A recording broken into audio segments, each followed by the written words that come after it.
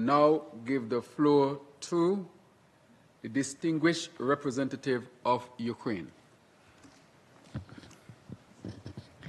Dear Excellencies, distinguished delegates, and fellow youth advocates, the World Programme of Action for Youth has 15 priority areas, and one of them is dedicated to young people in armed conflict.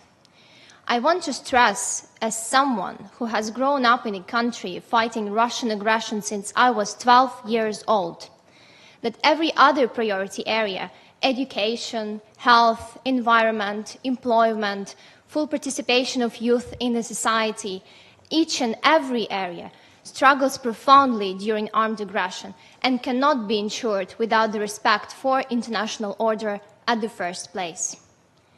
Just yesterday, Forbes Ukraine published a list, 30 under 30, a list of promising young Ukrainians killed by Russia. A list that should never, ever have existed. These young people should have been recognized for their achievements, but instead, they are memorialized for their deaths. I also want to highlight that nearly 20,000 Ukrainian children have been forcibly deported by Russia since the beginning of the full-scale invasion. Out of these children, 624 are confirmed dead, and only 1,625 have been returned to Ukraine through International Coalition for the Return of Ukrainian Children.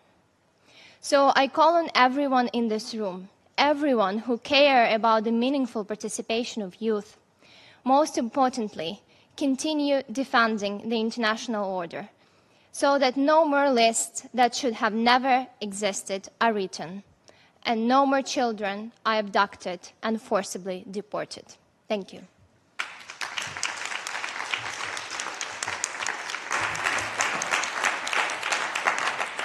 I now give the floor to the distinguished representative of Ukraine. Your Excellencies, full, effective, and meaningful youth participation is not a slogan. It is a necessity for the survival and progress of our societies. Today's youth are not only the leaders of tomorrow, they are already shaping decisions that determine peace, security, and development for generations to come. Ukraine has taken this responsibility seriously. We have actively integrated the voices of young people into national policy, including through the state budgetary program Youth 2030. This program secures dedicated funding for countless youth initiatives over the next 5 years, ensuring that young Ukrainians are empowered at national, regional, and local levels. Moreover, Ukraine is proud to be among the countries that established youth councils, not only municipalities and regions, but also within government institutions. These councils guarantee that youth input is directly included in decision-making, turning ideals of participation into the daily practice. Yet this participation, like so many aspects of Ukrainian life, has been brutally hindered by Russia's war of aggression.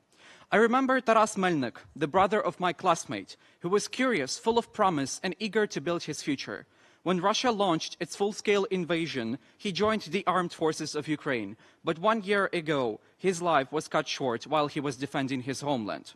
I also think of Andriy Shkrenda, a brave warrior and the father of my good friend, who likewise was killed by Russia.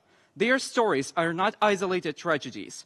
They are evidence of how Russia's war robs young Ukrainians of their future, tears families apart, and strikes at the very foundations of peace and security.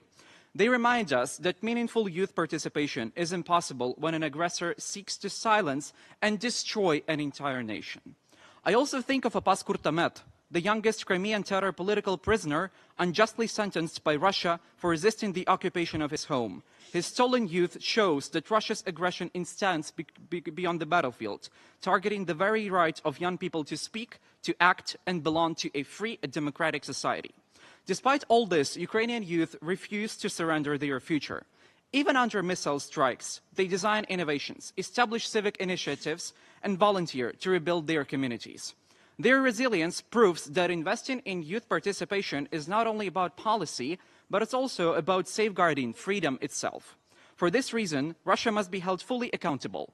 Its aggression undermines international law, violates human rights, and silences young voices that should be shaping the future. Real peace, real progress, and real participation will only be possible when accountability prevails. Excellencies, the participation of youth, nationally and internationally, is not a matter of choice, but of survival. To secure the future of our world, we must secure the space for young people to lead, to act, to contribute, and to dream. Thank you.